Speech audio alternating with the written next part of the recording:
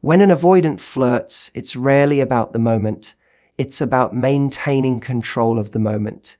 Every gesture, every word, every bit of charm is calculated to keep emotional balance tilted in their favor. They crave attention but fear dependence. So they engage just enough to feel desired but not enough to feel vulnerable. Their flirting is not born from spontaneity or genuine curiosity. It is driven by an unconscious need to manage how they are perceived.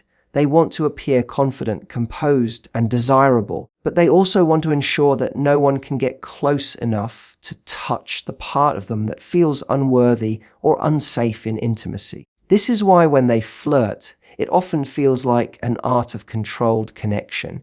They give just enough to ignite your interest, then step back before emotional gravity pulls them in too deep. You may notice that avoidants flirt from a distance, not always physically but emotionally. They use their intellect, their humor, or their charm as tools of engagement rather than their vulnerability. They can say something that sounds intimate but feels detached, something that makes you wonder whether they mean it or just playing with energy. Their secret lies in the precision of how they manage emotional access. They will talk about shared interests, make you feel special through eye contact or teasing remarks, yet the undertone always remains clear. They are the ones steering the interaction. They hold the power by deciding how far the conversation goes, how much they reveal, and when to pull away.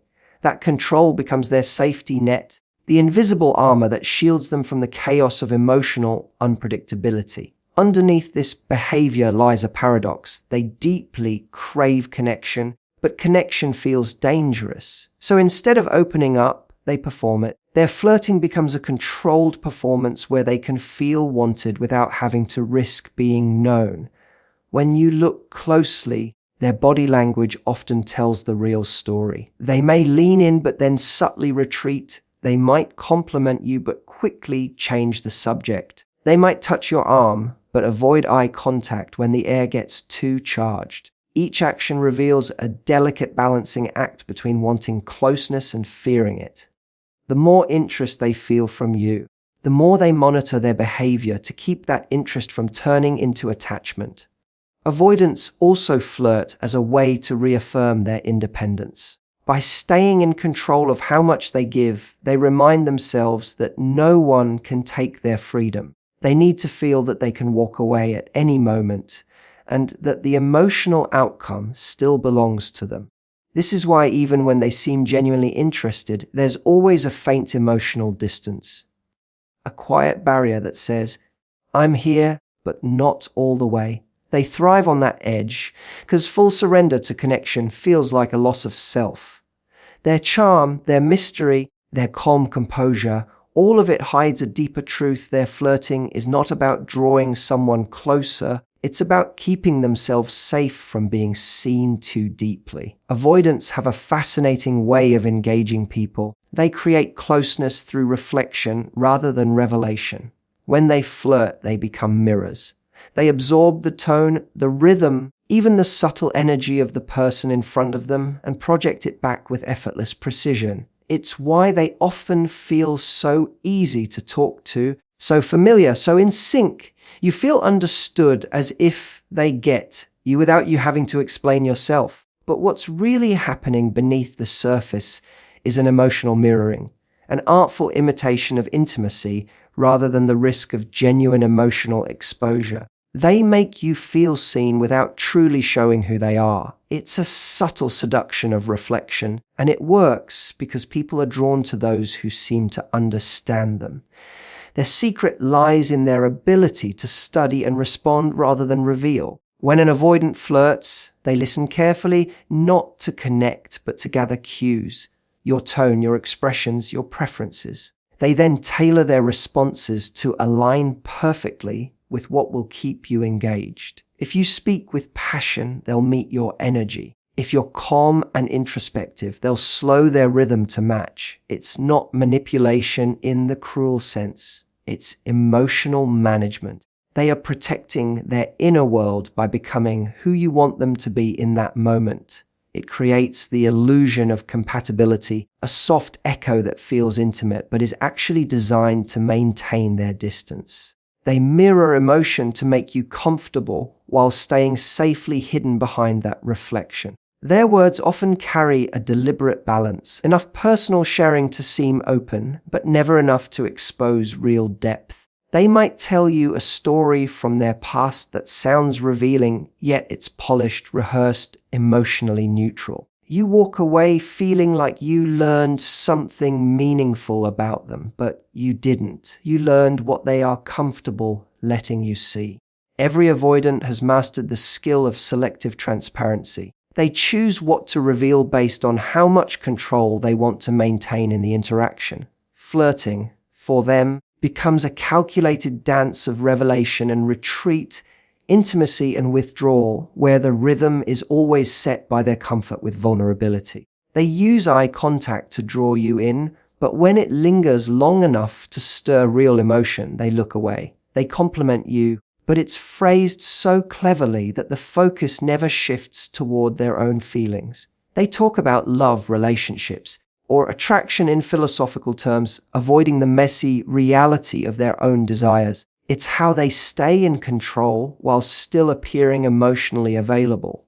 You might feel an electric connection, but what you're actually experiencing is their reflection of your own energy. That's their hidden power.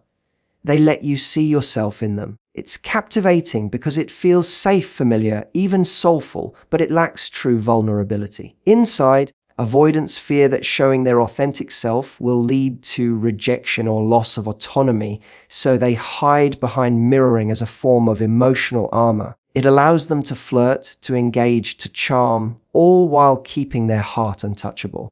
They master the art of appearing open while remaining closed, of seeming emotionally connected while being internally detached. Every smile, every perfectly timed response, every playful tease is crafted not from emotional spontaneity, but from careful observation and self-protection. When an avoidant begins flirting with someone new, it's often less about attraction and more about emotional regulation. To an outsider, it might look like interest, curiosity, or chemistry, but internally it's a subconscious escape route. Avoidants experience closeness as a kind of pressure, even suffocation. When the intimacy in their current relationship or situation begins to feel too demanding, their system quietly seeks relief. And one of the easiest ways to find that relief is to direct their energy elsewhere. Flirting becomes a defense mechanism, an emotional distraction that allows them to reclaim the sense of independence that intimacy often threatens. It's not always calculated or intentional. It's a reflex born from fear of engulfment. They flirt to breathe again, to feel that they are still free, still desired, still in control of who gets access to their emotional space. When they engage with another person in a light, flirty way, it gives them a rush of autonomy. They're no longer the one being pursued or emotionally depended on. They are the one choosing when and how to engage. This shift restores balance inside them. It's how they subconsciously remind themselves that they are not trapped in emotional obligation. That small act of playful connection becomes a form of emotional release, not an act of betrayal, but of self-protection.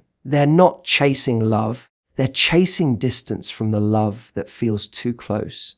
Deep down, many avoidants equate intimacy with danger. Emotional closeness awakens their childhood patterns of needing to be self-reliant, of never depending too much, of staying safe by staying slightly removed. So when someone gets close enough to trigger those old fears, they look for small ways to reassert control. Flirting with someone new provides that control instantly. It's safe because it's superficial, it doesn't require vulnerability, and yet it delivers the illusion of connection.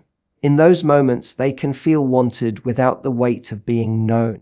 They can experience connection without commitment. This duality allows them to manage their inner anxiety without confronting it. What makes it so confusing is that their flirting doesn't always stem from unhappiness in their current relationship.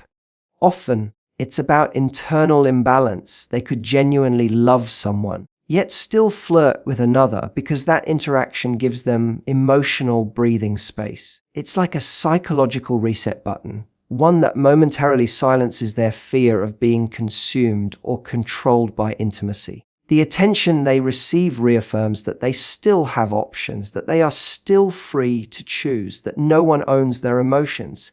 It's a paradox. Their need for control makes them appear detached, but beneath that detachment is a fragile longing to feel safe while staying independent. Their defense mechanism operates quietly. They rarely acknowledge it, even to themselves. They tell themselves it's harmless, just playful, just fun. But beneath the surface, it's a pattern that allows them to maintain emotional equilibrium. By flirting with another woman, they shift their focus away from the intensity of real intimacy toward the simplicity of surface-level interaction. It's their way of avoiding the vulnerability that comes with genuine closeness. The flirtation isn't about creating new attachment. It's about avoiding the discomfort of the one they already have. Each smile, each compliment, each teasing comment becomes part of a subtle strategy of self-preservation. They stay in motion to avoid feeling trapped, using charm not as a tool for connection, but as a shield against the very intimacy they secretly crave. Avoidants know how to make an interaction feel exciting, effortless, even intoxicating, without ever letting it reach a level of emotional seriousness. They keep things light, charming, and playful, not because they lack depth, but because depth feels like danger. Their way of flirting is designed to create a spark without building a flame. They'll tease, compliment, and engage in witty banter, but they always steer the conversation away from vulnerability.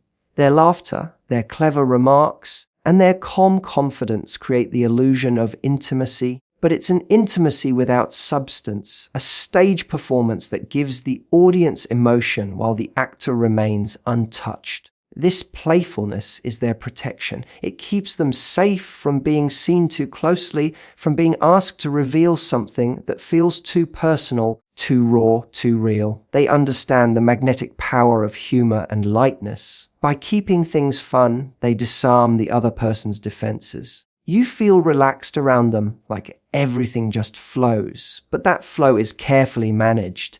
The moment the conversation drifts toward emotions, commitment, or genuine curiosity about who they are underneath, they subtly redirect. They'll tell a joke, change the topic, or shift attention back to you. It's not cruelty, it's survival. Emotional intimacy feels unpredictable to them, and unpredictability feels unsafe. By staying playful, they control the tone and pace of the connection. The laughter, the teasing, the gentle flirting, all of it becomes a buffer between them and their fear of emotional exposure. Their charm lies in their restraint. They know how to give just enough to keep someone intrigued, to create that delicious tension where you're constantly wondering what's behind their calm demeanor. That mystery draws people in, yet it also serves as their shield. They never fully let the other person see their doubts or insecurities. They flirt with confidence, not because they always feel confident, but because confidence allows them to hide. It's easier to be admired for their wit and charm than to be known for their fears. The playful exterior is like a beautifully decorated wall that protects the fragile architecture within.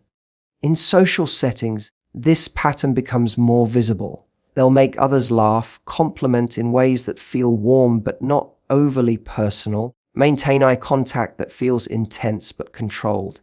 Every move is deliberate. They know exactly when to lean in and when to pull away. The moment the other person begins to expect more emotional presence, the avoidant instinct activates. They step back, create a gap, change the dynamic. They might suddenly become busier, distracted, or less responsive, creating confusion for the person who thought they shared a connection. The truth is, they did share a connection, but it was a controlled one, safely contained within the boundaries the avoidance set from the beginning. This avoidance of depth isn't about manipulation. It's about emotional survival. Somewhere in their past, closeness became associated with pain, control, or rejection. So they learned that the safest way to engage is to stay playful, to keep things at a level where they can't be hurt. Their flirting becomes a balancing act, one part seduction, one part self-protection. It feels lighthearted, spontaneous, and effortless on the outside, but beneath it lies a deep calculation. They give pleasure without promise, attention without attachment, energy without emotional risk. They flirt to feel alive, to feel connected on their own terms. And the moment those terms are threatened by emotional intensity, they retreat back into the comfort of playfulness, where nothing is expected and nothing can be lost. When an avoidant flirts, it's rarely about emotional expression. It's about observation. They're not just engaging, they're studying. Every reaction you give, every glance, every pause in your voice becomes data for them. They flirt not to bond, but to measure how much impact they have, how much control they hold over the emotional dynamic. For them, flirting is an experiment in emotional influence. They want to see how easily they can spark interest, how deeply they can be felt without ever needing to reveal their own vulnerability. It's not love they're seeking, it's confirmation that they are still desired, still powerful in the eyes of others. This gives them a sense of stability in a world where emotions often feel unpredictable and threatening. When they make a move, whether it's a subtle compliment, a teasing smile, or a gentle touch, it's rarely impulsive. It's deliberate, carefully timed to gauge your reaction. They're attuned to the smallest shifts in your body language, to the tone of your voice, to whether your eyes linger a little longer than before. If you respond warmly, they feel validated. It proves they still have the ability to attract. If you pull away, they might withdraw completely, rationalizing it as proof that getting closer was never safe anyway. Either way, they're collecting emotional evidence, testing the balance between closeness and control. They aren't just flirting with another person. They're flirting with their own sense of security. Avoidants carry an invisible measuring stick into every emotional encounter.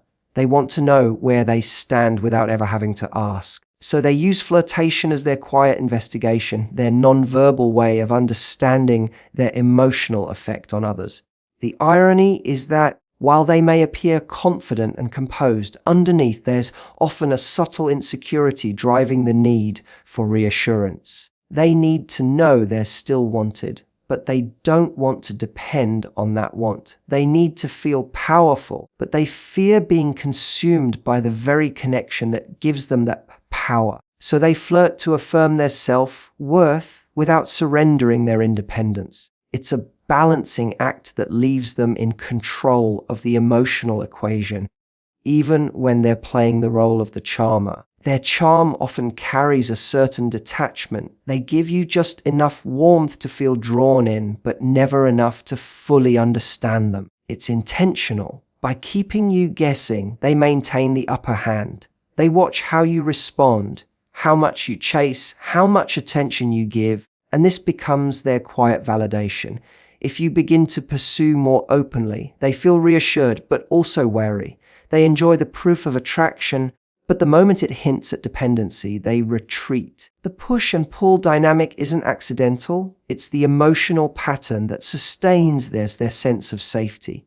They need to feel wanted, but they also need to feel free. Through this subtle testing, they avoid true vulnerability. They can read others effortlessly while keeping themselves unreadable. It's a power dynamic rooted in fear, not malice. Their emotional world is built on the need to avoid loss, rejection, and suffocation, so they measure love instead of surrendering to it. Their flirting becomes less about connection and more about calibration, adjusting, observing, managing emotional temperature. They are always aware of the distance between themselves and the other person, never letting it close too much, never allowing it to drift too far. In every interaction, they seek reassurance that they are desired, but on their own terms, and that delicate balance becomes the quiet heartbeat beneath their every word, gesture, and glance. The most revealing moment in an avoidance pattern isn't when they flirt,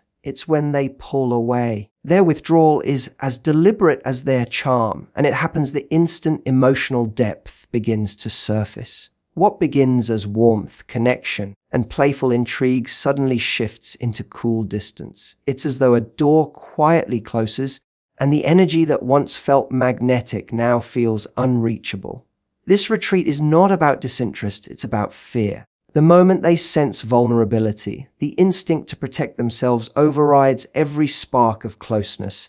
For them, emotions are unpredictable terrain, and the safest response to that unpredictability is distance. Pulling away restores their sense of control, their emotional breathing space, their illusion of safety. To the person on the receiving end, this withdrawal is confusing. It can feel like whiplash. The same person who seemed engaged, attentive, and flirtatious suddenly becomes quiet or distracted. They don't explain, they don't clarify, they simply fade behind emotional walls. This vanishing act isn't punishment or manipulation, it's protection. Inside the avoidance mind, connection feels like a risk they can't afford. The closer someone gets, the louder the old fear becomes. The fear of being trapped, of being hurt, of losing autonomy. So they retreat not to harm the other person, but to soothe their own anxiety. It's the emotional equivalent of stepping back from a flame they find too bright to handle. Their retreat often happens subtly. They might slow down communication, take longer to reply, shift from personal topics to superficial ones. They stop initiating, but they don't necessarily disappear completely. They leave just enough presence to avoid confrontation, yet enough absence to reclaim their emotional independence. It's their quiet way of re-establishing boundaries that were never clearly defined in words. You might feel them disconnect emotionally even while they're physically present. That's because for them, safety lies not in closeness, but in control, and the only way to regain that control is through withdrawal. What's difficult to see is that this pullback is often accompanied by inner conflict. Avoidants don't enjoy retreating.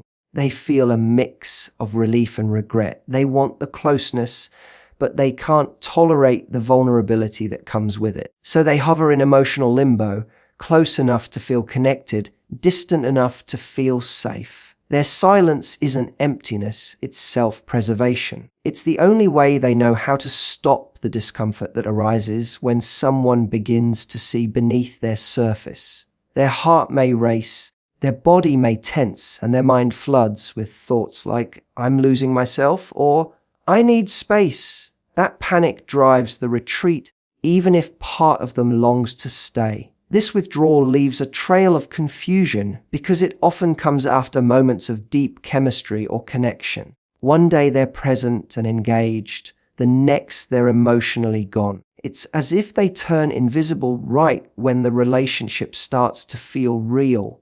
This is the hidden rhythm of their attachment pattern approach. Connect, retreat, repeat. The intensity of flirting gives them a high, but the closeness that follows triggers their defenses. They are not rejecting love. They are protecting themselves from what love demands: openness, surrender, and the willingness to be seen. By retreating, they quiet the noise of emotional exposure and return to the solitude that feels safe, familiar, and controllable. It's their silent way of keeping the world at arm's length. Even when part of them aches for someone to reach through the distance and understand why they pulled away in the first place.